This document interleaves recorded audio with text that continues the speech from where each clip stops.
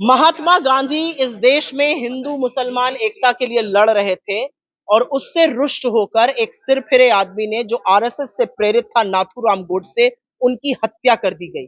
अब इस देश के बच्चों को वो नहीं पढ़ाया जाएगा।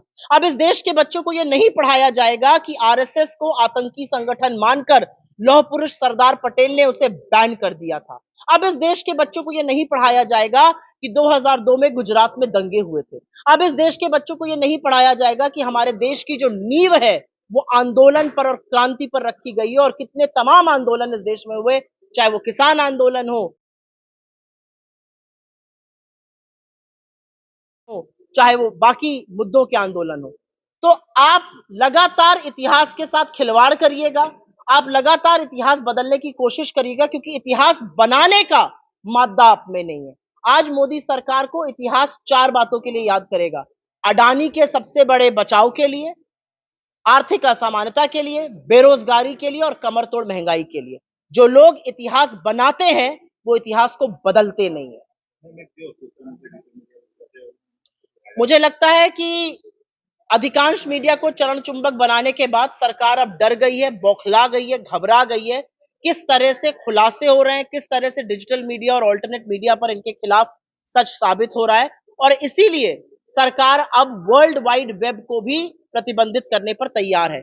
सरकार ये डिसाइड करेगी कि उनके खिलाफ जो न्यूज आई है, अगर वो असहज है तो उसको फेक न्यूज बनाकर सोशल मीडिया प्लेटफॉर्म से, डिजिटल मीडिया प्लेटफॉर्म से हटा दिया जाएगा। इसी सरकार ने आधार बच्चों को चाहिए खबर खंडित करी थी। इसी सरकार ने 45 साल पे बेरोजगारी सबसे हाई है वो खंडित किया था। इसी सरकार ने रेलवे का निजीकरण खंडित किया था। इसी सरकार ने गलवान में शहादत खंडित करी थी और फेक न्यूज बताई थी। ये सारी बातें सच साबित हुई। ये घबराई, तानाशाही, कायर सरकार का प्रमाण है। अत्यंत निंदनीय है, और मुझे ऐसा लगता है कि कैलाश विजयवर्गीय जी जैसे जो लोग हैं वो इस देश में के मानस पटल पर काला धब्बा है, कलंक है। आप एक आधी आबादी के लिए शूपनखा शब्द का प्रयोग करते हैं, जिनका जो यूज है वो बहुत खराब है। लेकिन भाजपा का शूपनखा प्रेम मुझे थोड़ा समझ में नहीं आता है। प्रधानमंत्री मोदी ने सदन में हमारी सांसद को शूपनखा कहा था, आज कैलाश विजयवर्गीय कह रहे हैं। इनके खट्टर जो मुख्यमंत्री है वो कहते हैं जीन्स पहनेंगी लड़कियां तो रेप हो जाएगा। एक दूसरे मुख्यमंत्री थे उत्तराखंड के, वो कहते थे शर्ट जीन्स पहनने वाली लड़कियां चरित्रहीन होती हैं।